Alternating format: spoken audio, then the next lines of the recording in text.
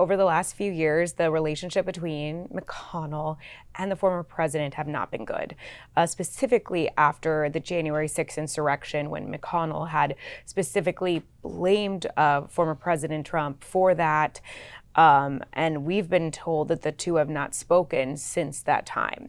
So it's not entirely surprising. We also have seen that he's aging. Welcome to Reporter's Notebook, where we talk to the Washington Examiner's top journalists about the stories breaking on their beats. I'm Jim Antle, and I'm joined today by Congressional reporter Samantha-Jo Roth. SJ, we had big news this week. There's a big departure, at least from leadership, that should open a little bit of a vacuum. Yeah, so it was a big week because Senate Minority Leader Mitch McConnell announced that he does plan to step down as leader in November. This was highly anticipated, I would say. The minority leader has had a rough go the last couple of years. If you remember back in 2022, he had a leadership challenge for the first time in 15 or so years from Senator Rick Scott. While he easily was able to defeat him, there were still about 10 or so senators who voted against him.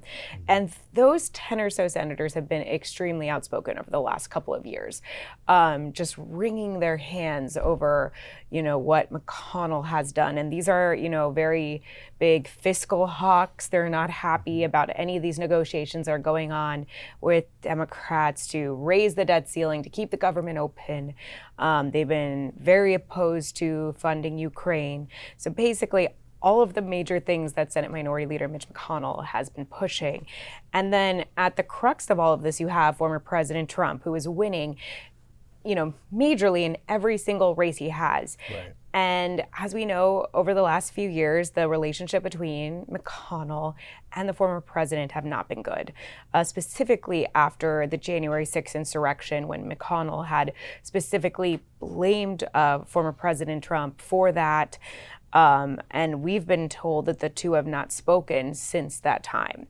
So it's not entirely surprising. We also have seen that he's aging. He's had several of those incidents where he's frozen in the middle of his speech.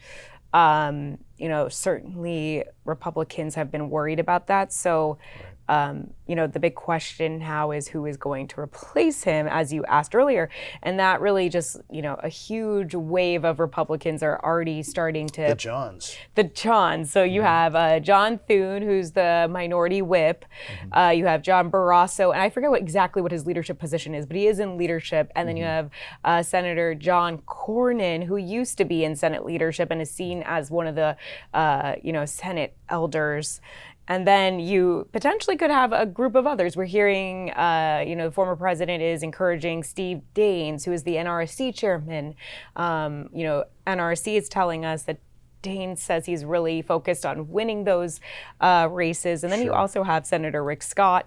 That is the senator who challenged McConnell, who has been, screaming from the rooftops about how terrible leadership has been. Of course, I was able to catch up with the senator today. He himself would not specifically say whether he's launching a bid, but every single thing that he's doing sort of seems that he is interested. He recently retweeted reposted, whatever that is now. The former X, former Twitter, a Congressman Greg Steube, who wrote something about how great Senator Rick Scott would be as leader. So certainly does send some signals that he could be interested. Well, it is an interesting dynamic in that while all the Johns are younger than Senator McConnell, they're not necessarily from a different wing of the party than he is, and they don't necessarily have much better relations with Trump. I mean, to the degree that their relationship has deteriorated to what it is now, it's probably better. But they don't have markedly closer relationships with Trump than McConnell did at the peak of their relationship. Yeah, I would say Barrasso likely has the most positive relationship with former President Trump. He was one of the first senators who did come out and endorse him. So I think of the three Johns, Barrasso is probably the closest. Obviously we know the beef that Senator John Thune and Cornyn have had with former President Trump. They have made it no secret that they, I even caught up with Senator Thune this week, and he said, I mean, when asked, he did not say this on his own, but when asked, he said he does have concerns about the electability of former President Trump in a general election. However, this is the path that it seems like it's going to take, so that's why he endorsed him. So, I mean, that's not quite a ringing endorsement of somebody. It's more like, hey, this guy's going to be the nominee, I'm just going to endorse him. It wasn't like about merit. So I think that is going to be a challenge. And, you know, when I speak with some of the allies of Senator Rick Scott, they say, you know, a Trump win could really signify that this group of senators, I think we've talked about them over and over in this Breakfast Club group that have been very upset with leadership, that one of these people would be much better to lead the party. You know, we're talking about Mike Lee, J.D. Vance, some of these other, you know, younger, but then also very outspoken members. You know, people a little bit more aligned with the House Republicans. Exactly, and aligned with former President Trump. But then on the flip side, you also have people who are allies of McConnell who say, look, these are the same very outspoken people who have been, you know, yelling from the rooftops this entire time. It has not, this party, the composition of this party has not necessarily changed. You're just hearing it louder and louder from the same 10 people that are screaming. So McConnell, despite making this announcement, isn't necessarily going to leave eminently. He's not immediately stepping down from his leadership post. And he's saying, at least right now, that he's not going to leave the Senate after he steps down. So he will sort of be hanging around as a presence potentially, no? Yeah. He still will be in charge over the next, you know, turbulent months. And he has said that he intends to close out his term as Kentucky senator, which I believe is until 2026. Could be a little awkward if former President Trump is elected. But, you know, he won't be in leadership, so you won't have to necessarily deal with him.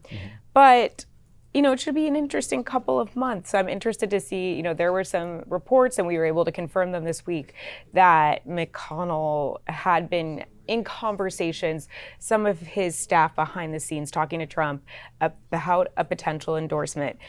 That was surprising, specifically to me, who knows that, you know, the two do not get along. Former President Trump personally tried to torpedo many of McConnell's initiatives and has been successful.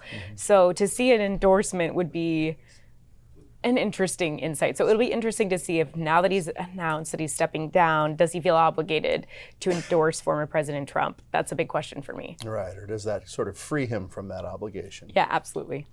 Thank you, SJ. Thank you. You can read Samantha-Jo and the rest of our political team's coverage at WashingtonExaminer.com.